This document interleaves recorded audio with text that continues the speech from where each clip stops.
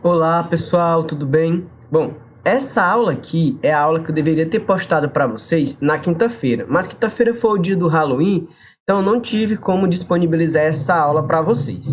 Bom, vou pedir desculpa porque a oficina hoje está funcionando, então o barulho vai ser bem recorrente, então já estou pedindo desculpa para vocês.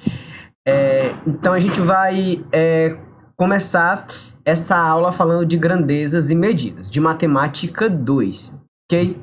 Então, primeiro que são grandezas e o que são medidas. O que é medir? Bom, grandezas é tudo aquilo que a gente pode contar. Aquilo que a gente pode, digamos, de uma maneira mais grossa, eu posso dizer que grandezas é aquilo que pode ser contado, né? E medir é comparar duas grandezas, dois tipos de grandezas, né? Grandezas iguais. Quando eu falo grandezas e grandezas iguais é porque eu posso ter grandezas diferentes. Eu posso falar de volume, eu posso falar de área, eu posso falar de comprimento, eu posso falar de força. Então, todos tudo isso que eu falei, a gente chama de grandeza, tá certo? E o ato de comparar mesmas grandezas, tipo, comparar dois tipos de comprimento, dois tipos de volume, dois tipos de área, é o ato de medir.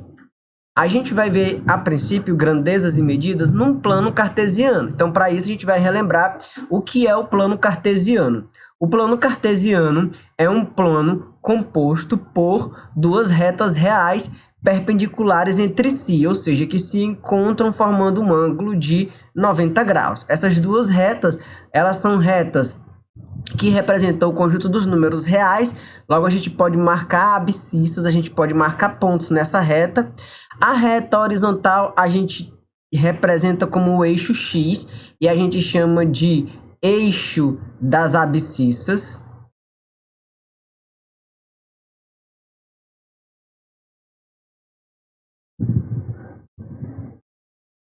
E a reta vertical a gente representa por um Y e a gente chama de eixo das ordenadas.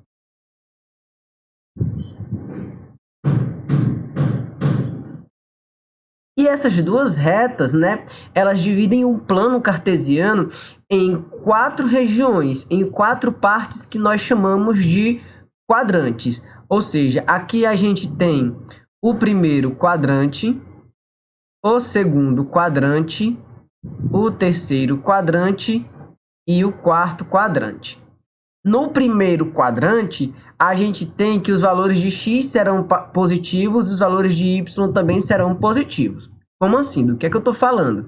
Eu estou falando que em um plano a gente pode representar pontos e outras entidades geométricas. Bom, no plano cartesiano especificamente a gente também pode representar pontos. E os pontos eles são representados por meio de um par ordenado.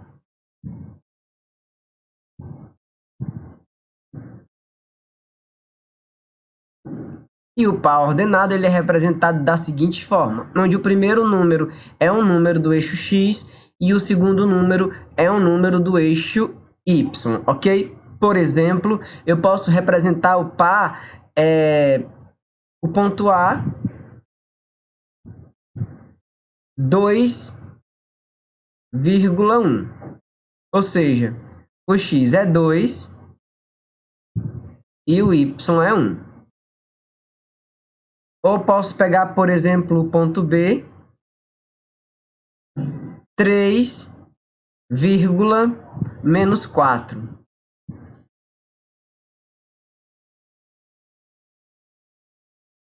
E eu marco aqui ponto B. É dessa forma que a gente representa pontos num plano cartesiano. E aí no primeiro quadrante, os valores de x e os valores de y sempre serão positivos, ou seja, x será maior que zero e y também será maior que zero. No segundo quadrante, o x será negativo e o y positivo. No terceiro quadrante, o x será negativo e o y também será negativo. E no quarto quadrante, o x será positivo e o y será negativo, ok? Bom, a gente vai começar nessa parte de medidas falando da distância entre dois pontos, já que começamos falando de pontos, aqui no plano cartesiano a gente vai estudar a distância entre dois pontos.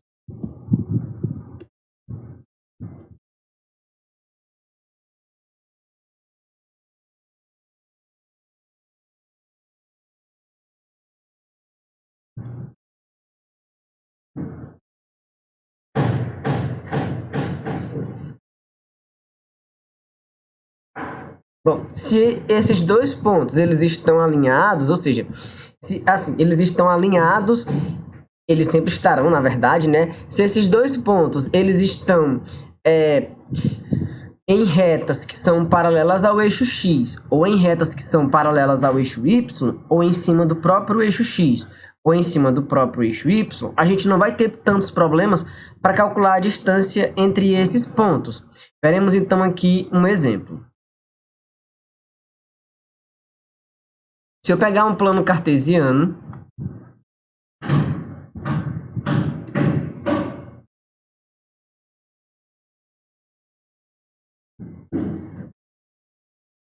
e aí nesse plano cartesiano eu colocar dois pontos que tenham a mesma ordenada ou mesma abscissa, tá? Ou seja, que estejam em retas paralelas ao eixo x ou em retas paralelas ao eixo y.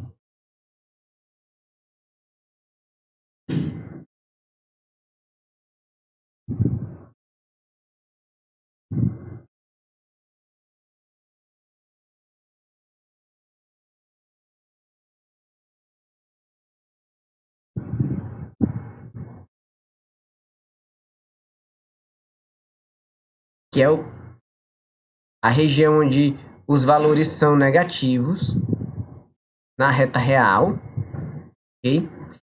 Então, se eu pegar aqui, por exemplo, o ponto 4,3 e o ponto 1,3, né? Eles determinarão aí uma reta. Um segmento de reta, desculpa. Um segmento de reta, claro, e também uma reta que pode ser determinada por dois pontos.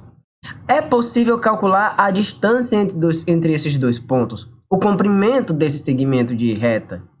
Nesse caso aqui, é só a gente fazer a subtração entre o 4 e 1. De 1 até 4, a gente vai ter 4 menos 1 igual a 3. Então, a distância entre o ponto A e o ponto B é igual a 3 unidades. Veja, por eles estar numa reta paralela ao eixo x, é só pegar e subtrair os valores correspondentes, ou seja, as abscissas correspondentes. Vou pegar então aqui outros dois pontos. Eu vou pegar aqui o ponto C, que é menos 2,1, e o ponto D, que é menos 2,5. Aqui eu vou ter um segmento. E se eu quiser saber essa distância, bom, nesse caso, como a reta é paralela ao eixo y, é só eu ver quanto é a ordenada do D, quanto é a ordenada do C e subtrair. É só fazer, nesse caso aqui, 5 menos 1.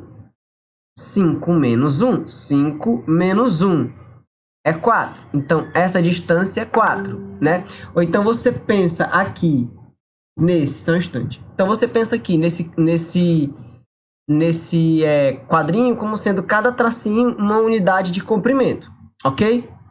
Bom, nem sempre a gente vai trabalhar com pontos que têm mesmas ordenadas ou mesmas abscissas, ou seja, que estão em segmentos que são paralelos à reta x ou paralelos à reta y. A gente pode estar trabalhando aqui com retas que são inclinadas em relação a x e y num plano cartesiano. Por exemplo,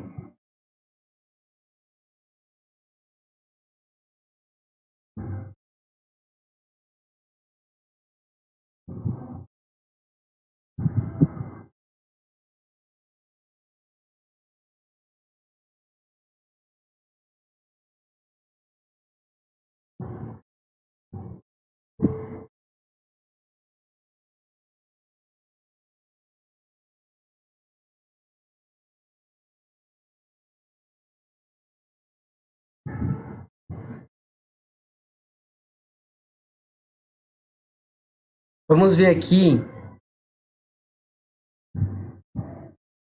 dois pontos que não dá para a gente fazer direto uma subtração para encontrar a distância entre eles, né? Que vai dar um certo trabalho para a gente na hora de calcular a distância, mas que não vai ser tão difícil. Veja só, eu vou pegar aqui o ponto A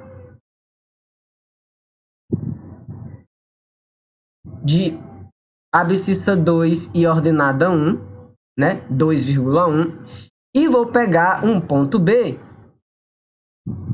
5,4.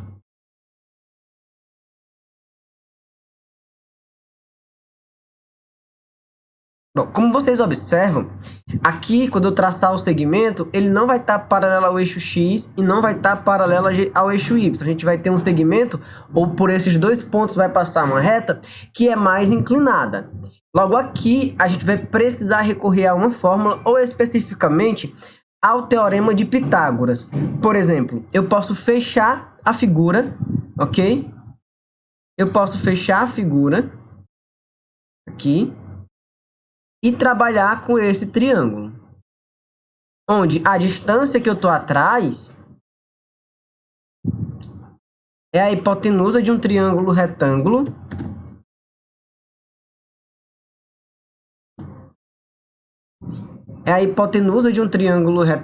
e essas duas medidas eu sei quanto é que vale. Aqui embaixo é só a gente subtrair, ó, 5 menos 2 é igual a 3.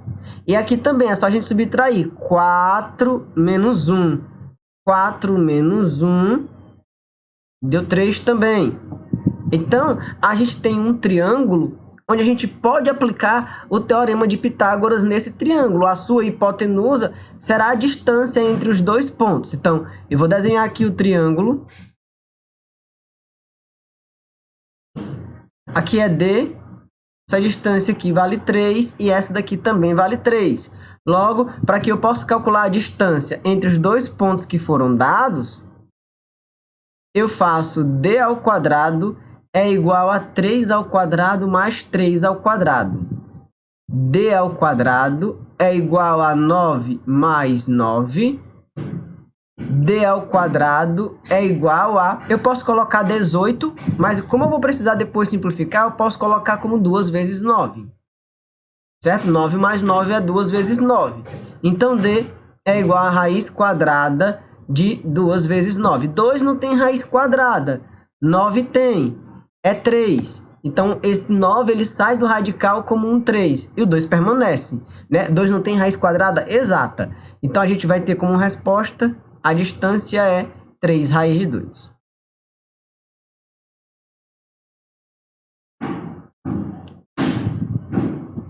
Então, a gente pode falar disso daqui de uma forma mais genérica. A gente pode pegar dois pontos genéricos e definir uma fórmula para calcular a distância entre os dois pontos, já que tudo que a gente precisa é aplicar o teorema de Pitágoras. Ok? Então, por exemplo,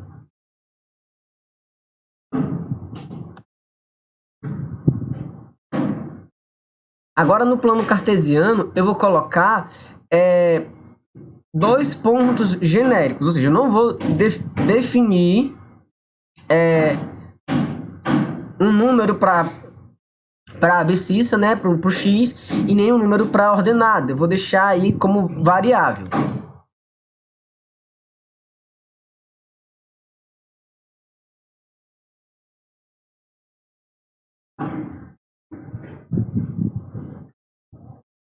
Então, vamos pegar aqui o plano cartesiano, né, eixo y, eixo x. A gente vai pegar aqui um dado xa e um ya.